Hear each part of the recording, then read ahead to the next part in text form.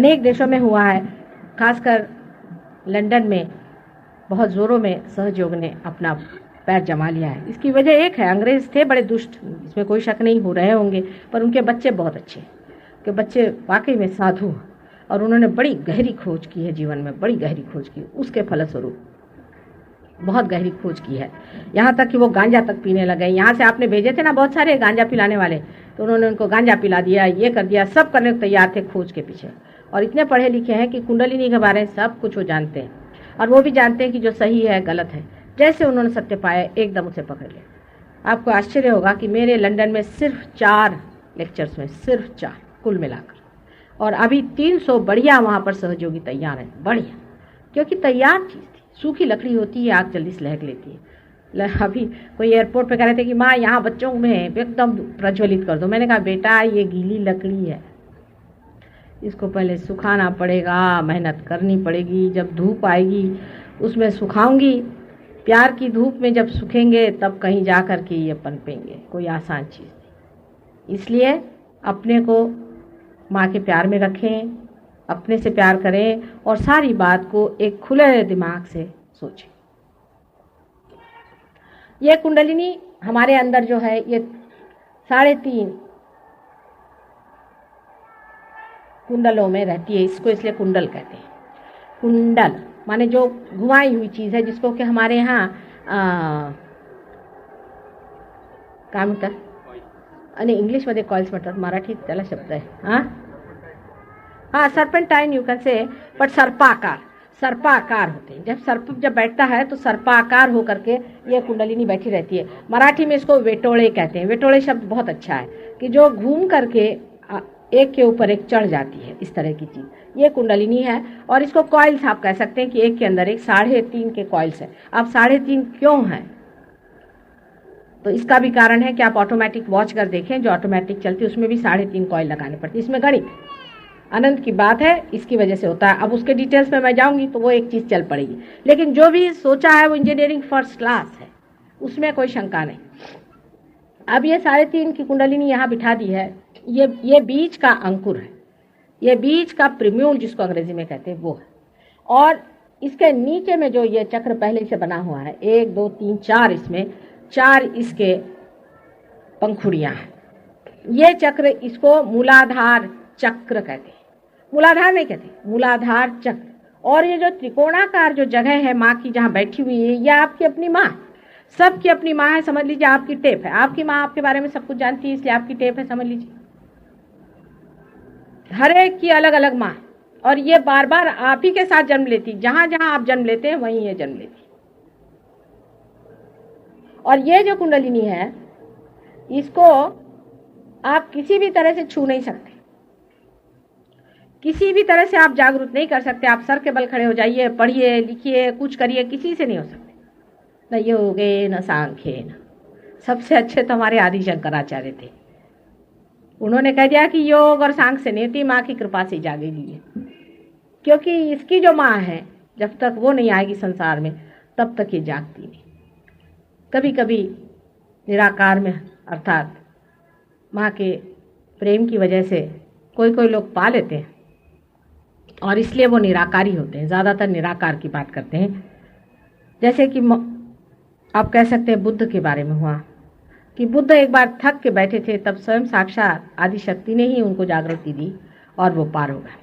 तो इन्होंने, ईश्वर है ही ने ऐसा कहा, क्योंकि आप भी जब पार हो जाते तो आपको ठंडा ठंडा आता है और आप पार हो जाते हैं। आप थोड़ी देखते हैं कि ईश्वर है या नहीं, ये तो मैं बता रही हूँ ना कि ईश्वर है या नहीं।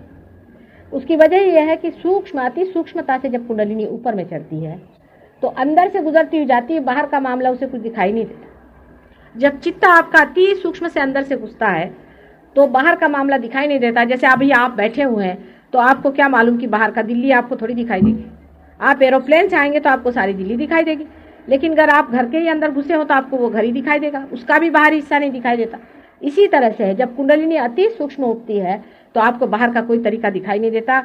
आप ये भी नहीं जानते कि ईश्वर है या नहीं है, सिर्फ आपके अंदर से ठंडक ठंडक सी आने लगती है, चैतन्य की लहरियाँ आने लग जाती हैं और इसका इफेक्ट आप देखते हैं।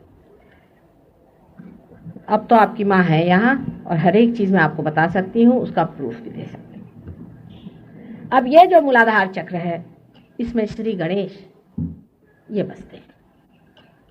श्री गणेश का मतलब ये होता है कि ये एक प्रतीक है हमारे अंदर, एक सिंबल है।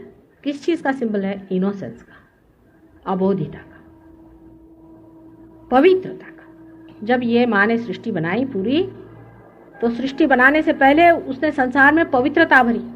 कोई भी माँ होगी, उसका बच्चा पैदा होने वाला होगा तो पहले हर एक चीज में 1000 तरह की वो सफाई करेगी कि मेरे बच्चे को कहीं गंदगी न लग जाए।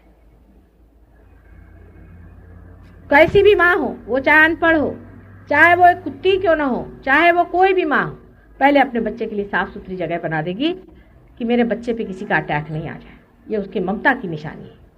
तो उसने श्री गणेश को बना करके यहाँ बिठा दिया, पवित्रता को उसने बिठा दिया दरवाजे के ऊपर में। और जो लोग कहते हैं कि सेक्स से कुंडलिनी जागृत होती है, वो अपने माँ के साथ सेक्स करने को कह रहे हैं। कम से कम हिंदुस्तानी होकर के इसको समझो, अंग्रेज तो समझ नहीं सकते, उनको कोई माँ बहन ही नहीं गधों। तुम लोग तो समझो कि कोई ऐसी बात आपसे समझाए तो क्या आप इसको मानना चाहिए? ये रजनीश ऐसे समझाता है,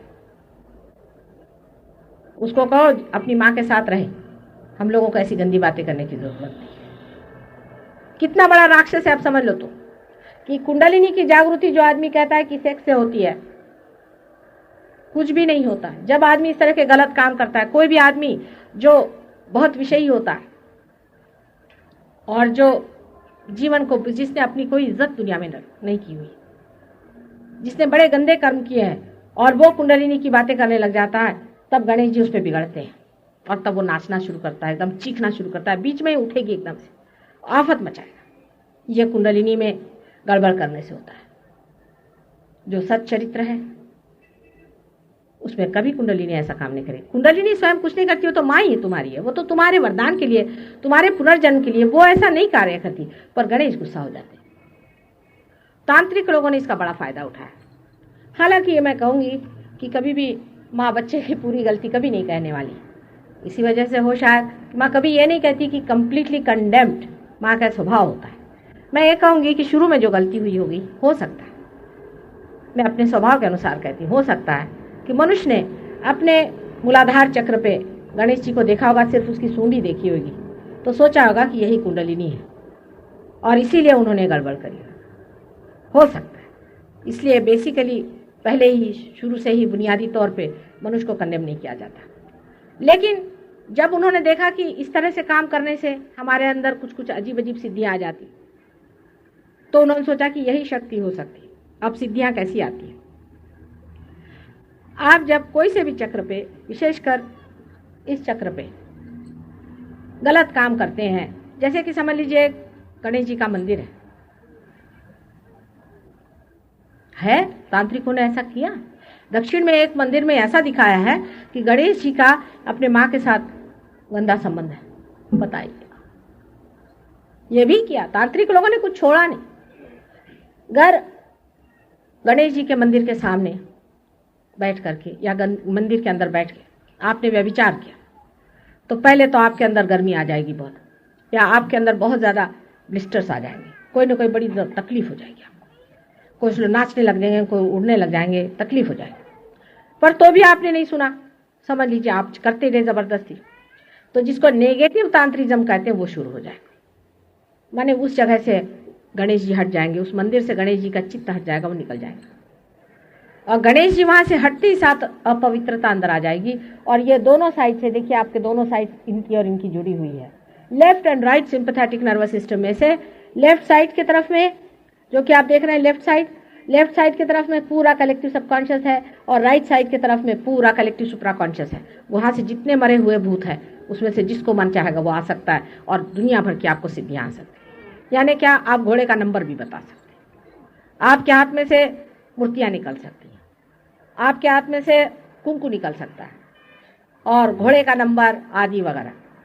अब मनुष्य को ऐसा भी सोचना चाहिए, क्योंकि अपने पास बुद्धि है, मनुष्य को यह सोचना चाहिए कि परमात्मा को क्या इसमें इंटरेस्ट हो सकता है कि हमें हीरे की अंगूठी दे। पहली चीज, क्या आपको हीरे की अंगूठी चाहिए? फिर नहीं चाहिए आपको तो फिर ली क्यों? और फिर यह भी सोचना चाहिए कि ऐसे हीरे के जो अंगूठी देने वाले लोग होते हैं, ये अपने देश का सारा कल्याण क्यों नहीं करते थे? सब अमीर लोगों को, जिनके पास बड़ी बड़ी गाड़ियां हैं, उनको हीरा देने में क्या रखा हो? सभी सहजियों से विनती है, हमारे इस चैनल को सब्सक्राइब करके सहज को फैलाने में हमारी मदद करें। जय श्री माता जी।